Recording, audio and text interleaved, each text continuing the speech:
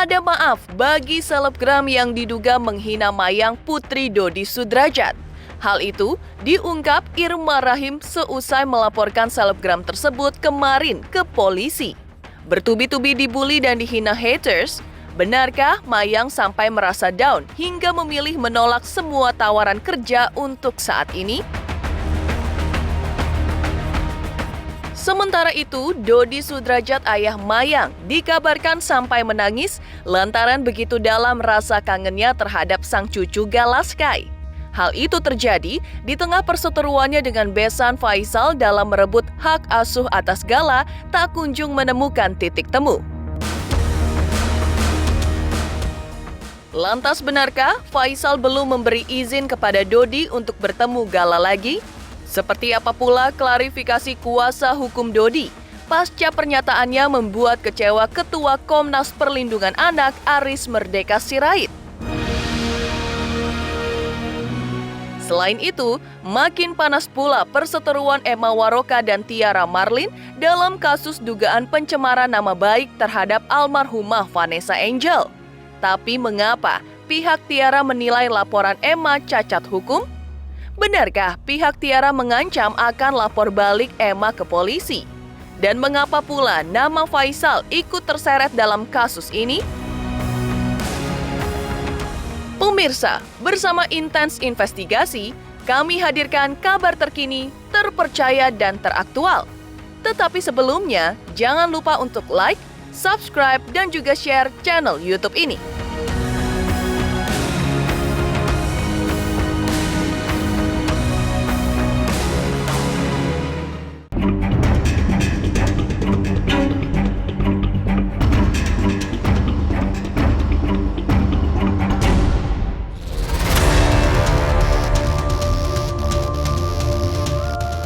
Mayang Putri Dodi Sudrajat dibully dan diduga dihina oleh seorang selebgram hingga memantik Irma Rahim terdepan mewakili Mayang dan keluarga melaporkan selebgram tersebut ke polisi.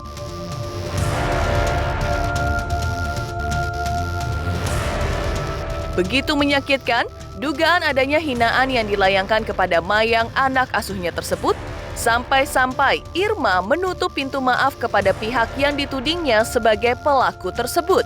Lantas, dugaan penghinaan apa yang dilakukan sang selebgram sehingga membuat Irma Rahim dan keluarga Mayang dibuat marah?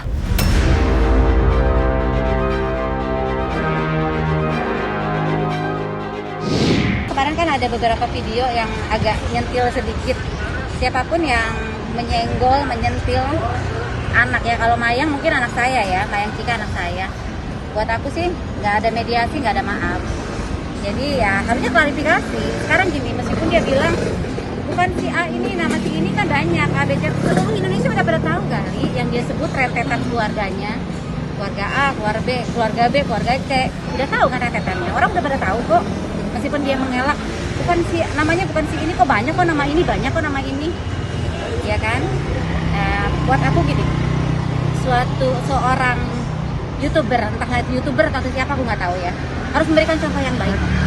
Jangan sampai memberikan contoh dengan kata-kata yang buruk, generasi kita mau kayak apa gitu loh. Apalagi ini kata-katainnya kasarannya anak-anak yang masih sekolah gitu. Ya buat aku cuma pengen tahu aja. Dan kalaupun memang terbukti dia untuk anak saya gitu kan, kasarnya anak didik saya, tidak ada maaf, tidak ada mediasi. Untuk anak saya, tidak ada maaf, tidak ada mediasi. Memang aku juga baru lihat ya, karena memang dikasih video sama orang pas aku lihat. Tapi dia kan mengelak, katanya bukan orang itu yang disebut, kata dia kan. Bukan orang itu yang disebut. Ya kita buktikan aja, kalau memang bukan orang itu yang disebut, dibuktikan aja. Inisialnya siapa Tante? Kenapa? Inisial mungkin Tante? Inisial adalah siapa Tante? Inisialnya adalah. Aku nggak mau nyebutin inisial juga ya. Cuman intinya dia udah menyentil dengan bahasa yang kurang pantas. Buat aku tidak ada mediasi, tidak ada maaf. Sakit hati lah. Dikata-katain yang kurang pantas banget gitu. Jadi nggak ada maaf, nggak ada mediasi. Kalau bisa, kecuali kalau memang dia bisa membuktikan, oh bener bukan buat itu, ya udah oke. Kita buktikan aja. Tapi laporan udah masuk Tante? Insya Allah sih. Aku nggak mau nyebut ya. Kayak gitu. doain aja lah yang terbaik sih. Aku sih pengennya sih nggak ada yang begini-begini lagi ya. Udah capek gitu. Udahlah kalau bukan urusannya keluarga atau bukan siapa-siapa, bahasanya yang baik dong. Gitu. Aku ada salah satu video dia membandingkan satu kata untuk ini, untuk A, untuk si B, untuk si A cantik, untuk si B anak anjiang. Nah itu kan, aduh, apa ya namanya, salah satu itu. Terus ada juga gitu kan, ada bahasa-bahasanya yang nggak pantas loh. Untuk anak kecil tuh nggak pantas. Ya intinya keluarga tidak terima lah. Jadi keluarga yang melaporkan kasarannya. Kalau aku pribadi, ibu didik bisa aja kok melaporkan. Karena ada anak didiknya digitu-gituin gitu kan, bisa aja melaporkan. Cuman ini keluarga besar tuh ada uak-uaknya, ada bibi-bibinya, ada paman-pamannya. Itu semuanya tidak terima sih untuk yang ini.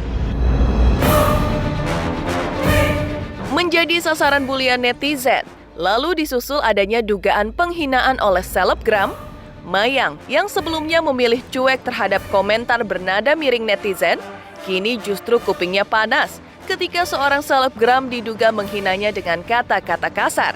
Akibatnya, Mayang dikabarkan sempat down dan saat ini masih dalam proses penyembuhan mental karena banyaknya bulian yang dilayangkan terhadap dirinya.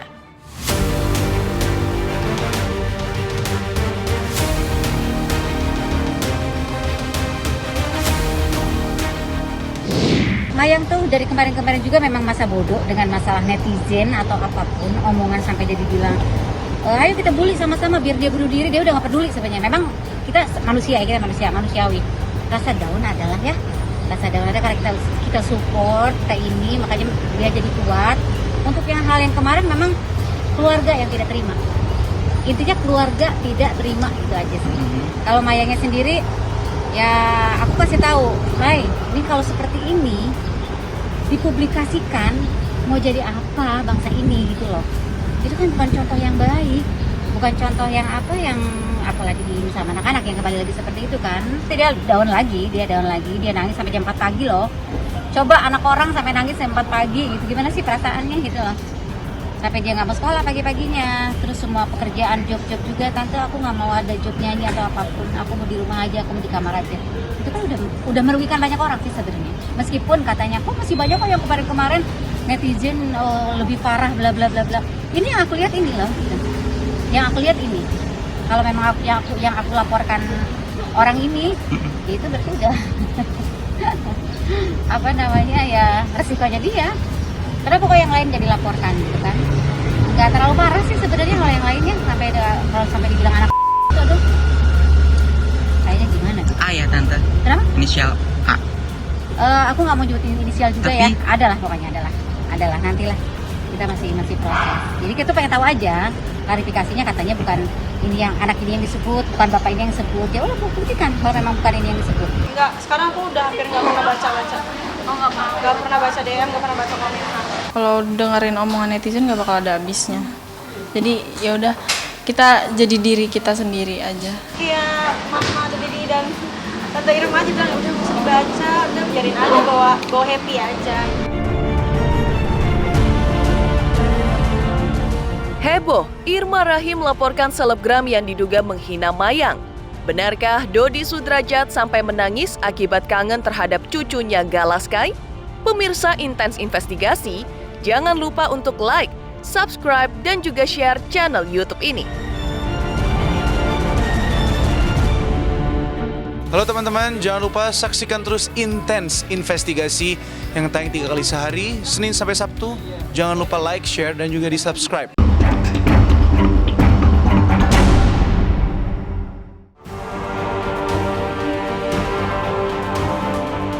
Mengejutkan, Irma Rahim, manajer Mayang, telah melaporkan pihak yang dinilai telah menghina putri Dodi Sudrajat tersebut ke Polda Metro Jaya.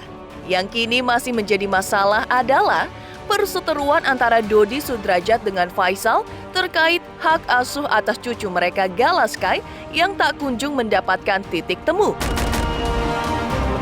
Di tengah kondisi tersebut, pengacara Dodi tiba-tiba membuat pengakuan bahwa Dodi kliennya sangat kangen bertemu cucunya Gala lantaran sudah lama tidak bersua dan melepas kangen. Diakui pengacaranya bahwa Dodi bahkan sempat menangis lantaran sudah terlalu kangen dengan Gala cucunya. Oh iya benar, itu benar, itu serius. Oh beliau kan tempat curhatnya kan di saya. Ya antar lagi pasti telepon nih, kalau nggak malam lagi telepon lagi, kalau nggak kita ketemu ngobrol. Ya namanya juga kakek bos. Kalau apalagi ya mohon maaf aja ya dengan segala hormat, anak beliau kemudian mantunya beliau yang mereka pergi dalam keadaan seperti itu, terus meninggalkan Gala sendiri. Ya kesedihan itu kan dia pasti ke bawah, sampai ke cucu-cucunya juga pasti ke bawah lah. Jadi kalau ada pihak-pihak yang mohon maaf sekali dengan segala hormat, kalau hadir di tengah-tengah kedua keluarga besar ini hanya untuk mengompor-ngomporin, hanya untuk memperuk keadaan, udah berhentilah, stop. Ini saran saya aja pribadi ya, secara personal. Gala itu dia bisa menjadi jembatan untuk mempertemukan berbagai pikiran dan pandangan kasih sayang yang terbangun dan terbuah keluarga besar. Sehingga mungkin baiknya jangan juga dihalang-halangi, tetapi dibuka ruang komunikasi lewat Gala, lewat pertemuan-pertemuan. Namanya orang kalau udah bertemu dengan cucu, sama-sama menunjukkan rasa kasih sayang, namanya manusia bos. Manusia ini kan hatinya juga sekeras apapun juga bisa cepat luluh. Enggak sih, enggak. Mungkin untuk sementara kalau dia bertemu dengan pengacara, bagi saya sih bagus, baik. Tapi untuk bertemu dengan saya sih untuk sementara nunggu hasil sidang lah. Kuranglah elok menurut saya. Setelah saya pikir-pikirkan lebih jauh, kita tunggulah kan waktu sidang ini kan sampai bulan 3 akhir. Kita selesaikan persidangan ini dulu. Nah, bagaimana nantinya, disitulah selesai itulah nanti kita bertemu. Nah, jadi menurut saya itu. Tapi kalau dengan pengacara memberi masukan-masukan, ya bagi saya sih pengacara sama pengacara sih oke. Kemarin itu hanya rasa keterpaksaan aja. Saya terima kemarin terus terang hanya karena terpaksa. Kalau nggak terpaksa nggak saya terima itu. Itu nggak benar, cara-cara kemarin tuh saya nggak terima.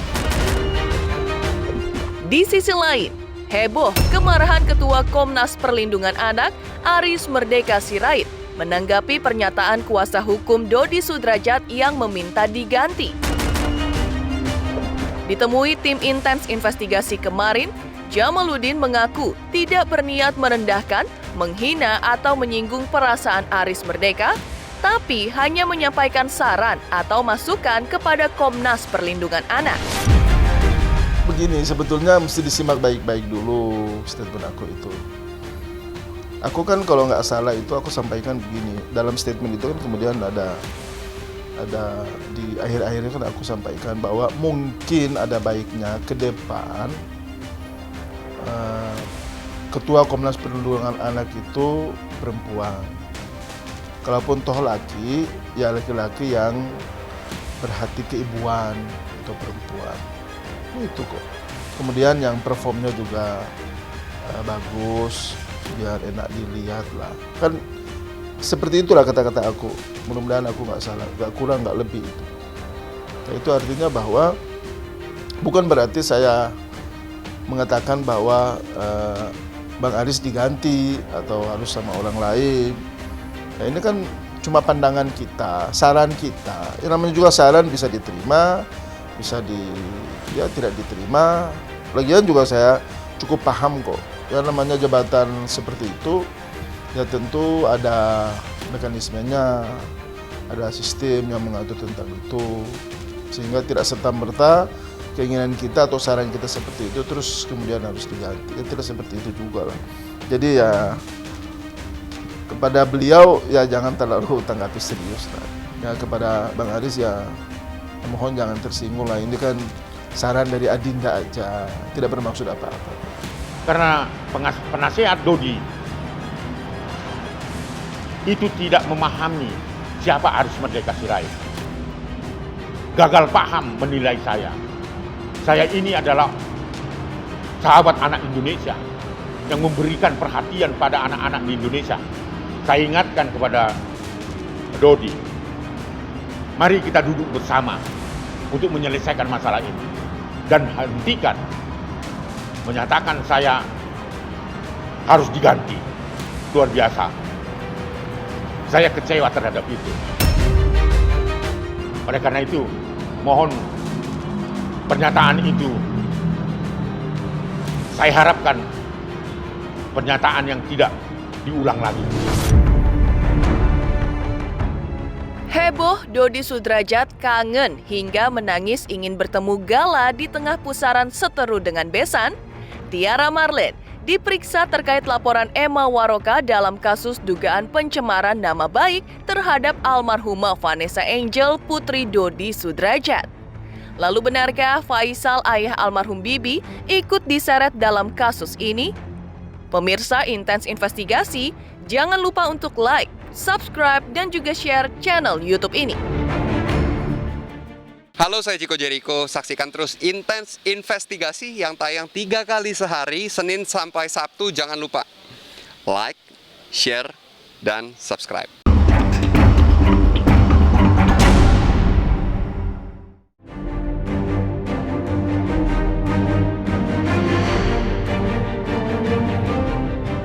Heboh, Dodi Sudrajat mengaku kangen cucunya Galaskai hingga menangis. Yang tak kalah heboh adalah laporan Emma Waroka atas Tiara Marlin dengan dugaan pencemaran nama baik terhadap almarhumah Vanessa Angel kini terus berlanjut. Kemarin, Tiara memenuhi panggilan polisi dengan menjalani pemeriksaan di Polda Metro Jaya. Pihak Tiara menilai laporan Emma Waroka cacat hukum dan mengancam akan melaporkan balik Emma Waroka ke polisi. Ya, cuma sekeliling itu aja yang bahas seputar yang live TikTok, live TikTok bukan Instagram. Itu untuk statusnya sendiri sekarang masih nggak ada status tersangka, hanya orang yang dipanggil untuk klarifikasi. Kan saya udah bilang, silakan aja mereka mau penjarain klien saya, kan ini baju oranye hari ini. Nih, bajunya masih biru. Mana nih yang bilang karpet merah baju oranye nih? Was-was nggak Mbak Tiara? Was-was? Enggak juga, aku santai aja sih, tenang. Ya, karena udah saya briefing, saya sudah memberikan masukan-masukan bahwa ini diduga cacat administrasi hukum. Cuman aku inget ini aja sih, anak nunggu di mobil, kasihan itu aja sih, sempet gak kontrol juga tadi ya, gak konsen karena inget anak aja sih di dalam mobil nungguin. Kita tidak ada komunikasi, kita tetap mengikuti arah mereka, kan saya bilang sesuai dengan prinsip saya, lu jual gue borong, karena mereka yang udah ngejual, kita yang borong. Iya. Jadi artinya kita menghargai proses administrasi hukum walaupun kami menganggap bahwa ini cacat formil, cacat hukum dalam proses penyidikan. Apa? STBL itu di dalam satu surat STBL disatukan ya pasal-pasal dalam pidana umum dengan pasal-pasal pidana khusus. Ini juga sudah harusnya penyidik tidak melakukan proses penyelidikan lebih lanjut, tapi ya kita hargai itu. Ini ketika ini tidak masuk unsurnya dalam pasal 310 311 sesuai dengan pidana umum, maka ini kasus akan diberhentikan. Maka kalau pidana yang khususnya dikedepankan, apakah sudah sesuai dengan SKB 3 Menteri tentang pedoman implementasi pasal-pasal tertentu dalam Undang-Undang IT nomor 19 tahun 2016. Itu dulu. Seperti pasal 27 ya, ayat 3 angka 123, seperti pasal 28 ayat 2. Ini harus dibuktikan dulu oleh mereka. Maka ketika ini tidak bisa dibuktikan dan surat SP 2 lidiknya keluar, kami akan lapor balik mereka dengan pasal-pasal pidana umum dan pidana khusus. Dalam kasus Emma Waroka versus Tiara Marlin tersebut, uniknya nama Haji Faisal ikut terseret. Menurut keterangan kuasa hukum Tiara, pihak Emma Waroka menjadikan Faisal ayah almarhum Bibi sebagai saksi. Hal itu diketahui pihak Tiara berdasarkan keterangan penyidik kepada mereka. Lantas, seperti apa pernyataan pihak Tiara kepada Faisal jika benar dirinya ikut menjadi saksi? Lalu apa yang membuat pihak Tiara menuding Faisal diduga berbohong? Dan benarkah Firdaus Wibowo, pengacara Tiara Marlin, akan menggugat akte kelahiran Galaskai? Bahwa mereka bilang bahwa laporan EW ini sudah didukung oleh Pak Haji F, ya kan? Pak Haji F juga telah dipanggil sebagai saksi dari pihak pelapor ya, dan mengeluarkan akte kelahiran Gala dan mengeluarkan surat-surat bukti-bukti kelahiran Gala ya, Gala ini, balita ini. Ya, nanti kita buktikan. Dan kami juga misalnya ini kasusnya tetap dilanjutkan karena saya sudah melayangkan surat permohonan pelindungan hukum dan oleh Polda Metro Jaya tetap dilanjutkan proses penyelidikan ke tingkat sidik, maka saya akan melakukan upaya hukum lain seperti gugatan PT UN. saya akan gugat itu akte kelahiran Gala. Saya akan gugat itu akte kelahiran Gala. Menurut penyidik, tadi kami sudah dikasih tahu ya bahwa itu ada bukti akte kelahiran Gala dan kartu keluarganya almarhum Vanessa Angel dan suaminya. Berarti Haji F ya, dengan adanya peristiwa ini, berarti Haji F itu bohong. Berstatement bahwa saya tidak ingin ikut campur, saya tidak ingin masalah ini tambah lebar. Artinya dengan mendukung EW, saudara EW, Haji F ini udah masuk dalam lingkaran-lingkaran propaganda dalam kasus ini. Coba berpikir ulang, janganlah mengorbankan seorang anak kecil cucu saya ini demi mencapai sesuatu, demi mendapatkan sesuatu kemenangan. Apa sih kemenangan apa sih yang bakal kita dapat sebenarnya di dalam hal ini? Ya, kemenangan apa sih? Apa yang sesuatu apa ya yang kok sampai kita berani mengorbankan seorang anak kecil yang tidak berdosa ini? Kalau menurut saya sekarang ya, kita korbankan demi untuk mendapatkan sesuatu. Berapa sih nilainya?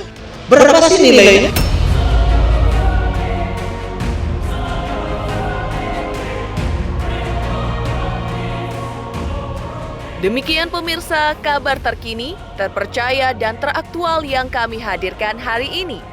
Saksikan terus Intens Investigasi setiap hari Senin sampai dengan Sabtu, tayang 3 kali sehari, yaitu pada pukul 11 siang, 3 sore dan 7 malam, tentunya hanya di YouTube channel. Dan pastikan jangan lupa untuk like, subscribe, share dan juga komen channel Intens Investigasi.